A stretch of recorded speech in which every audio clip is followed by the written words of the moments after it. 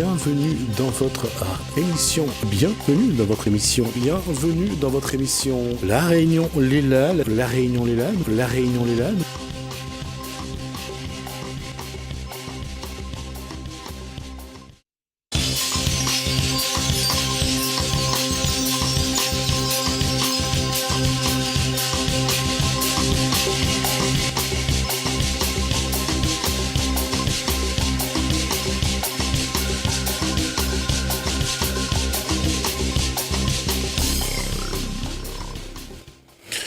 Bonsoir à tous, bienvenue dans votre émission La Réunion Léla. On va parler de quelque chose qui touche tout le monde, mais beaucoup malheureusement ne s'en rendent pas compte, attendent malheureusement d'être en situation pour se poser la question. On va parler de la moelle osseuse, du don de la moelle osseuse. On voit ça dans Gadiam Réunionnais.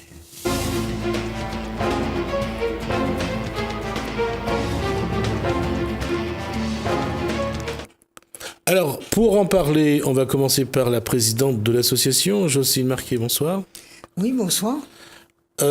Patrick Yankao, bonsoir, du centre de donneurs, et une de celles qui met en avant l'événement, puisqu'elle travaille à la communication.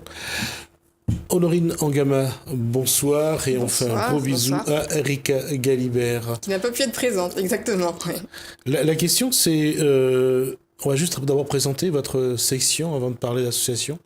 Vous êtes dans la communication, c'est ça? C'est ça, vous donc préparez une licence. Exactement, nous sommes en licence communication, métier de la communication, au SUFP, donc le service universitaire de la formation permanente.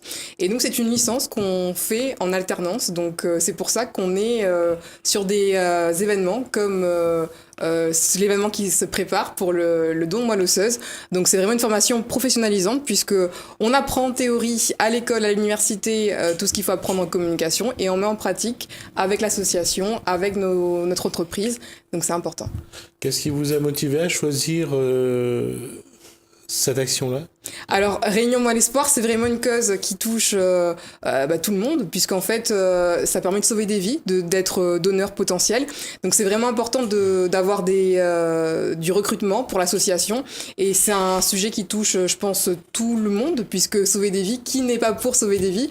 Donc, c'est vraiment important et c'est pour ça qu'on a choisi Réunion Moelle Espoir pour notre projet universitaire. Ça vous a amené à connaître l'association, à savoir ce que fait l'association? C'est ça, puisqu'avant, je ne savais moi-même pas où se trouvait la moelle osseuse. Donc, j'ai appris que c'était pas dans la moelle épinière, mais dans tous les os du corps. Donc, c'est vraiment important. On a dû apprendre d'abord les actions et ce que faisait l'association, et puis ensuite, pouvoir transmettre l'information. Donc, c'était assez intéressant pour nous. Et d'accompagner une association comme ça, de A à Z, sur un événement, c'est aussi important, puisqu'on sait que notre travail, en fait, n'est pas vain. Ça va vraiment permettre à la fin de pouvoir sauver des vies. Et ça, c'est vraiment important pour nous. Si on peut faire notre licence et en même temps sauver des vies, c'est vraiment quelque chose qui nous plaît beaucoup. Donc voilà. Alors, aujourd'hui, c'est la première partie de votre oral. Parlez-moi de l'association. Comment ? Parlez-moi de l'association. Alors l'association, c'est une vingtaine de bénévoles, donc c'est une association qui a été créée en 2008. Ça s'appelle comment ? Réunion Moelle Espoir. Je vois que vous êtes taquin ce soir, hein. Ouais. Donc là vous avez donc Patrick qui est trésorier de l'association, Jocelyne qui est présidente, mais derrière tout ça il y a pas mal de personnes qui sont dans l'ombre et qui sont toujours sur le pied de guerre, puisque ils sont toujours là à faire du recrutement, de la sensibilisation, puisque il faut déjà sensibiliser pour pouvoir recruter des donneurs. Donc c'est vraiment une action et une association importante. Alors deuxième point, c'est vous qui allez poser les questions pour qu'elle nous parle de son association. Je vous écoute. Mais dites-nous Jocelyne, pourquoi est-ce qu'il faut donner sa moelle osseuse ? Ah bien, c'est pas vraiment de l'association, mais c'est aussi important. Pourquoi il faut donner sa moelle osseuse? Tu l'as dit, pour sauver des vies. Et pour sauver quelle vie? Pour sauver des malades qui ont des cancers du sang. Alors plus généralement, il s'agit davantage de leucémie.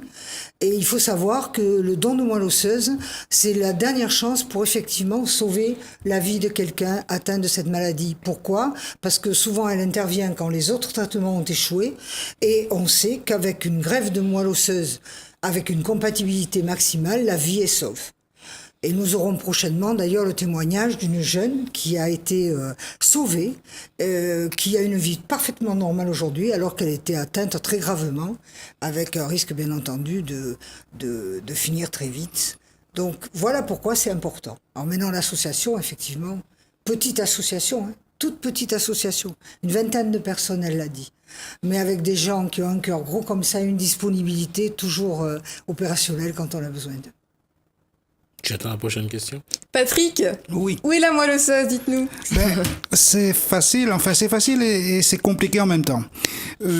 La plupart des gens, par exemple, s'ils passent d'un chemin à Saint-Paul ou ailleurs et que je demande à quiconque le mot moelle, tout de suite la personne va penser à la moelle épinière, alors que ça n'a aucun effet sur la Alors, moelle on va épinière. juste préciser où se trouve la moelle épinière. Alors, la moelle épinière, c'est facile, hein, Monsieur Ramoudou. J'ai ramené 2 objets. Le premier objet, c'est une gaine électrique. On peut prendre ça comme image, si on peut me dire. Cette gaine-là, elle va se situer dans la Alors, les colonne fils, ce vertébrale. sont les nerfs. Les fils, ce sont les nerfs. Et le blanc, on peut parler ça de myéline. Voilà, exactement. Et ça, c'est la moelle épinière. Monsieur Ramoudou, il est presque déjà comme un médecin. C'est déjà bien. Et donc, ça, c'est la moelle épinière. En aucun cas, on ne va toucher à cette moelle épinière qui se situe dans la colonne vertébrale. Juste pour préciser pourquoi je parlais de myéline, c'est que parfois quand cette myéline disparaît, ça, c'est le début d'une sclérose en plaques, je C'est suppose. tout à fait ça. Le deuxième objet que j'ai ramené, c'est un os à moelle. Hein. Si par exemple ce soir, M. Ramoudou n'est qu'à Rivolaille, et ben si vous cassez un bout de l'oiseau, dedans les rouges, ça c'est la moelle osseuse. Donc en aucun cas, je dis bien en aucun cas, quand on va faire une greffe de moelle osseuse, on ne touchera à la moelle épinière. Ça, c'est vraiment un truc qu'on accentue beaucoup parce que la majorité des gens, ils pensent que nous, ça va toucher à la moelle épinière alors que c'est vraiment pas le cas. Alors, pour revenir sur la moelle osseuse, merci Honorine. Pour revenir là-dessus, c'est très, très important parce que quand il y a la leucémie, donc c'est ce qu'on appelle... Alors la leucémie, on va préciser ce que c'est d'abord. C'est le cancer du sang. Ça veut dire que la moelle osseuse ne produit plus. Oui, la moelle osseuse, bien sûr, hein, c'est l'usine qui fabrique le sang, les globules rouges, les globules blancs, plaquettes, tout ça. Et cette usine-là ne marche plus. Donc, il y a un dysfonctionnement. Et pour vraiment sauver cette personne, il faut vraiment greffer. Alors, il y a d'abord, comme a dit tout à l'heure Jocelyne, donc les différentes étapes avant d'arriver au don de la moelle osseuse. Bien sûr, on passe par les différentes étapes comme la chimiothérapie. Absolument. Bon, ça peut être une des solutions. Il y a d'autres solutions médicamenteuses, mais on sait que il y a des moments où ça marche et des moments où ça marche pas. Et ce qu'il faut savoir aussi, alors j'en profite aussi pour parler de ça, c'est qu'en fait, on l'avait dit auparavant, on a une chance sur 1 million d'être compatible. Voilà pourquoi on est des recruteurs farouches, qu'il nous faut énormément de noms sur le fichier, parce qu'une chance sur 1 million, c'est très peu de chance. Et il y a énormément de malades qui attendent.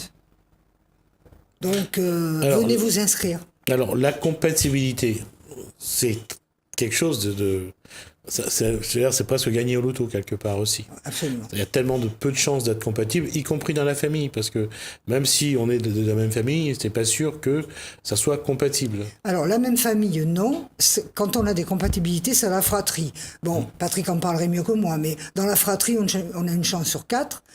Quand c'est un étranger, on a une chance sur 1 million. Alors, j'en profite. Un étranger, ce qu'il faut savoir ici à La Réunion, j'avais parlé la dernière fois de la générosité des Réunionnais, mais on voudrait aujourd'hui particulièrement attirer l'attention des Réunionnais sur le fait que nous sommes tellement différents, métissés, qu'un Réunionnais malade, il a 80 chances sur 100 d'être sauvé uniquement par un Réunionnais. Patrick va l'expliquer, on a des typages uniques ici. Typage, pardon. Ça veut dire typages. C'est la carte d'identité génétique. D'accord. Cette carte d'identité, on le sait, le métissage dont parlait Jocelyne, c'est que on le voit, par exemple, ça c'est quelque chose qui est aussi inhérent au peuple noir et au peuple indien, c'est comme par exemple la drépanocytose, qui sont des maladies génétiques. La question justement là-dessus, comment faire pour savoir si à un moment ou à un autre, on peut être compatible? Ça, c'est le travail du laboratoire. Hein. D'accord. Il faut savoir Alors justement, là-dessus, Patrick, la question c'est le travail du centre, c'est quoi? Le travail du centre, c'est déjà de recueillir, c'est faire des analyses de tous les malades qui sont en attente de greffe. de moelle osseuse. Et également de faire les analyses pour tous les donneurs qui vont s'inscrire ou qui se sont déjà inscrits. Une fois que les analyses sont faites, on va mettre en corrélation les analyses du donneur et les analyses de toute la liste des receveurs. Ça se fait bien sûr sur un logiciel et on a une secrétaire qui est la secrétaire du centre de donneurs, Madame Michel Alpou, et elle, tous les jours, elle regarde donc son ordinateur pour voir s'il y a une compatibilité ou pas. S'il y a une compatibilité, par exemple, vous, Monsieur Ramoudou, on va prendre votre exemple, vous vous inscrivez demain, donc vous attendez. Y compris malgré la drépanocytose, je peux m'inscrire? La drépanocytose, malheureusement, fait partie des contre-indications médicales. Non, parce que je suis interdit de donner du sang, donc c'est pour ça. D'accord, c'est pour ça. Donc, à supposer que vous êtes en bonne santé, que vous n'ayez pas la drépanocytose, que vous êtes inscrit, et demain qu'on vous appelle, c'est-à-dire la secrétaire du centre voit qu'il y a une compatibilité, peut-être une compatibilité entre vous et un malade que vous ne connaissez pas. On vous appelle, vous, cette fois-ci, vous venez chez nous au CHU, et on refait les analyses pour bien voir si vos analyses sont vraiment identiques au malade qui attend. Si vraiment vous n'êtes pas identique, ben on vous dit, Monsieur Ramoudou, on peut rentrer chez vous, hein, pas encore ça. Par contre, si vous êtes compatible, c'est là seulement que l'on va passer au don.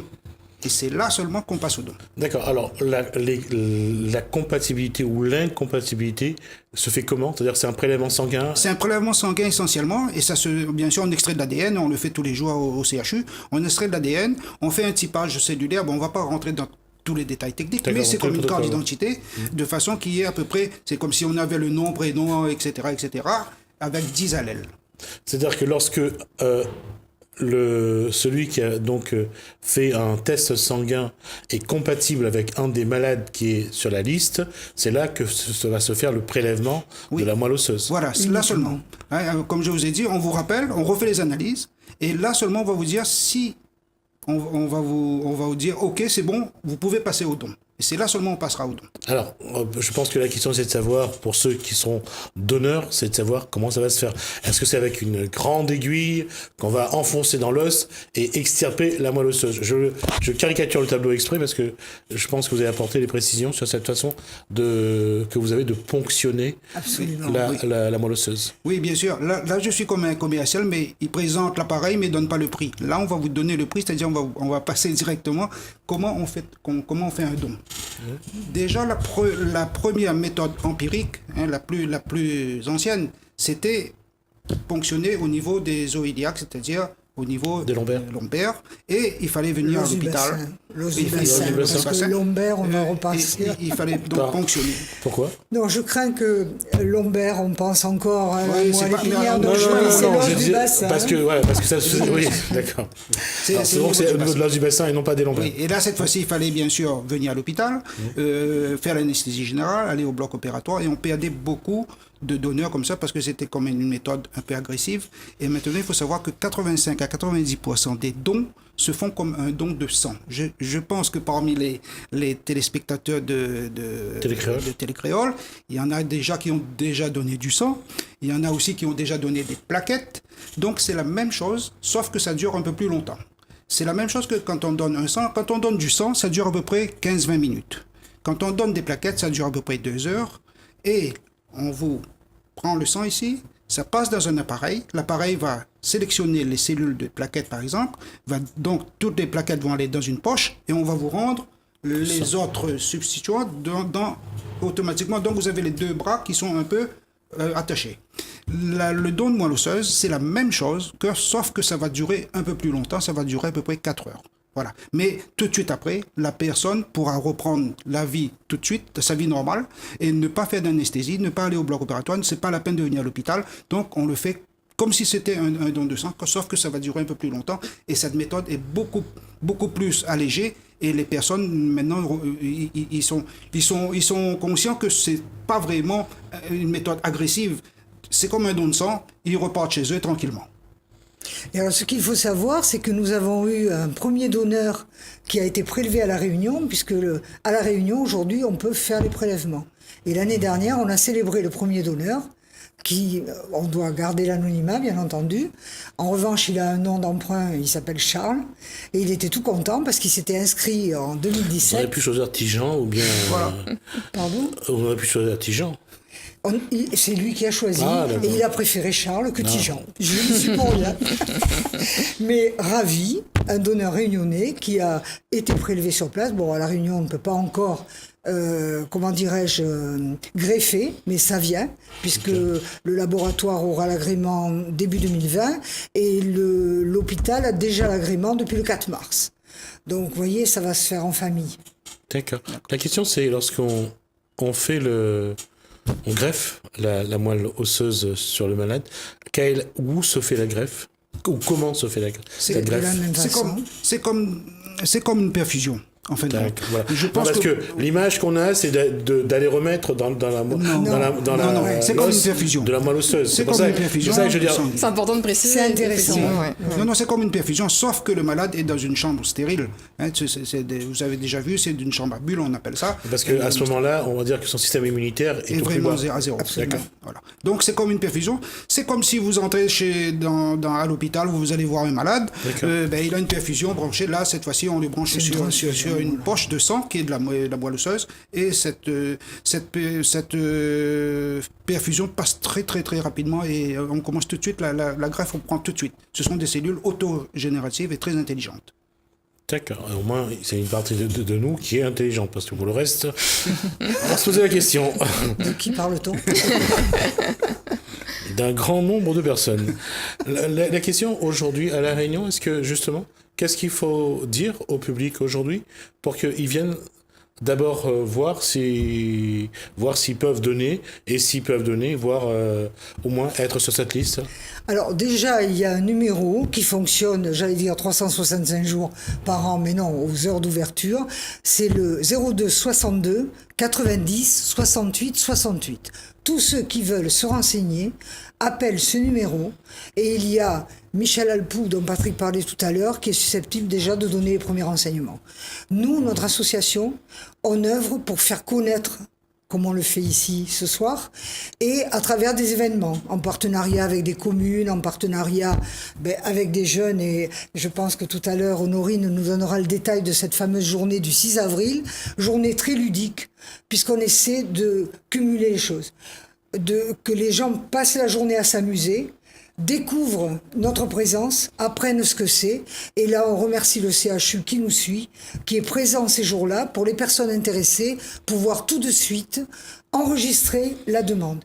Alors, important, on l'a dit tout à l'heure, mais très important, la moelle osseuse ne se stocke pas. Donc, c'est bien d'un fichier dont il s'agit. Les personnes, dans un premier temps, donnent leur identité, font une petite prise de sang pour l'identité génétique. C'est tout, elles entrent dans le fichier. Il n'y a pas de don immédiat. Alors, on sera honoré pour cette troisième question, donc pour cette orale, on vous écoute. Il faut savoir que du 1er au 7 avril, c'est la semaine nationale du don de moelle osseuse. Donc nous, à La Réunion, on a essayé de décliner ça au niveau local et on organise la journée du don de moelle osseuse le samedi 6 avril. Donc ça se passe au terrain du Chaudron, au terrain B du Chaudron, au stade du Chaudron. C'est une journée avec une entrée gratuite, donc de 8h30 à 17h. Il y aura plein d'activités. Il y aura déjà le village autour de Réunion Moelle Espoir qui se chargera de la sensibilisation et du recrutement de donneurs. On aura aussi des activités pour les enfants, avec l'association Affaires notamment. On aura un tournoi de foot inter-entreprise, donc ce sont des équipes qui viennent jouer pour la bonne cause, puisque tous les fonds seront reversés à l'association. Et puis à côté de ça, on aura un podium avec de nombreux artistes. On aura Emmanuel Ivara, Manu S, on aura Roliane, on aura Dallon Maloya, on aura Fredix, Tayaman, Mitrix, Tifred, DJ MC. Et puis on aura Lisiane pour le côté un peu plus humoristique, donc je pense que vous connaissez bien. Donc voilà, plein d'artistes qui seront présents pour la bonne cause. Et c'est vraiment important de voir que tout le monde se mobilise en fait. Donc c'est vraiment gratuit, donc on vous attend nombreux. Venez nombreux le samedi 6 avril au Chaudron. C'est vraiment important puisque à côté de ça, il y aura l'association qui sera là donc pour vous sensibiliser. Toutes les questions auxquelles vous voulez des réponses, et bien l'association sera présente. Tous les bénévoles seront là pour répondre à vos questions. Et alors nous sommes particulièrement ravis, et j'en profite pour remercier chaleureusement la mairie de Saint-Denis, la CINOR, c'est qu'en fait cet événement se passe au Chaudron, qui a pour ambition dans quelque temps de créer la première maison du don. Donc on est en train de cumuler plusieurs objectifs particulièrement intéressants avec tous ces jeunes qui vont être sensibilisés et qui vont demain nous remplacer pour travailler sur cette bonne cause.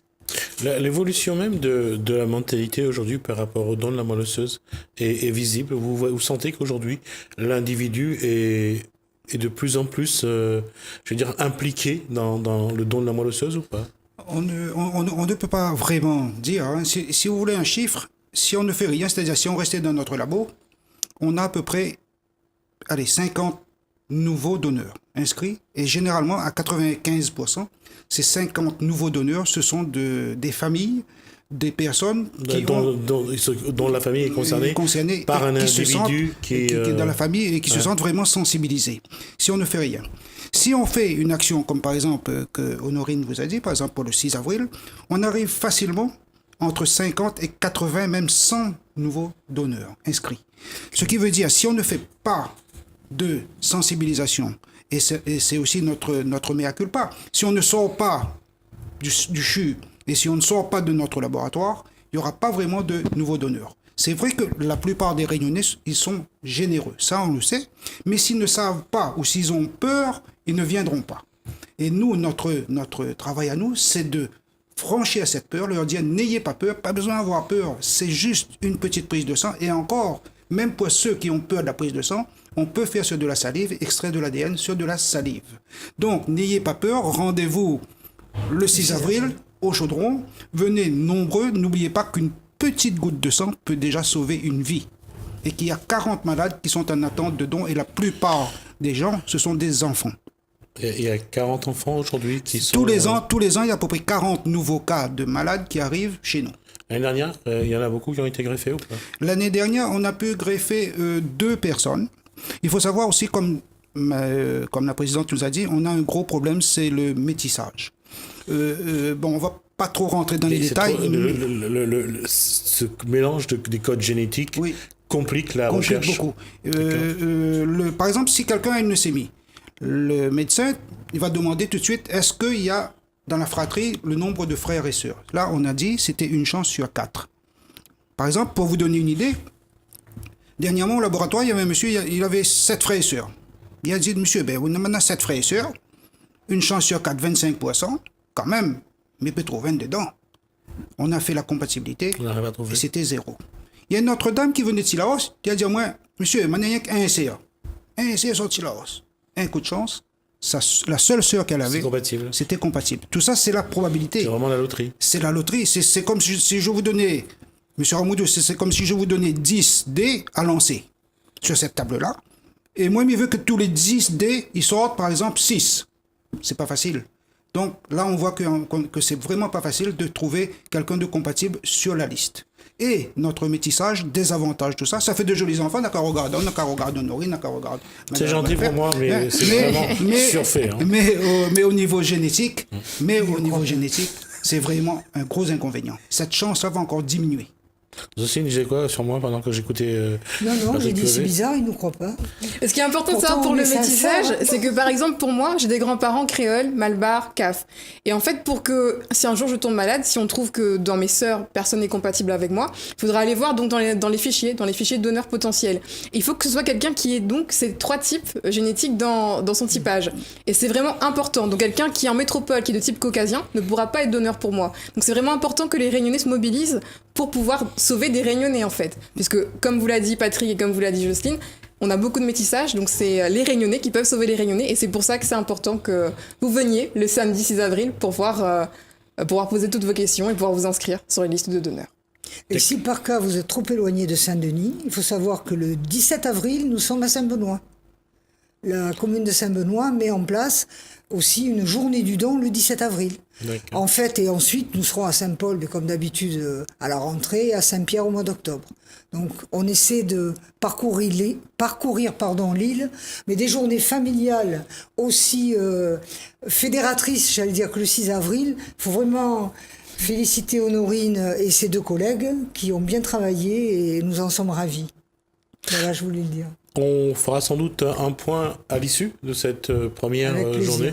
On aura l'occasion et puis de vous avoir de nouveau sur ce plateau et j'espère qu'on va essayer de vous avoir régulièrement, histoire d'inciter les Réunionnais à être un peu plus généreux, à penser non seulement aux autres, mais aussi à soi, parce que demain, ça peut nous arriver et à ce moment-là, on aura sans doute besoin des autres. Donc, merci Merci on à va vous. d'abord remercier les Merci à dames. Jocelyne Marquet, donc présidente de l'association Réunion Moelle Osseuse, merci. Honorine Angama, donc avec Erika Galibert et Angela Lefebvre. donc qui communique sur cette action. Merci également au centre d'honneur, Patrick Liancao, merci. Donc pour ces informations, on va essayer de s'y attacher un petit peu plus et de vous en parler régulièrement. Bienvenue dans votre émission. Bienvenue dans votre émission. Bienvenue dans votre émission. La Réunion Léla. La Réunion Léla. La Réunion Léla.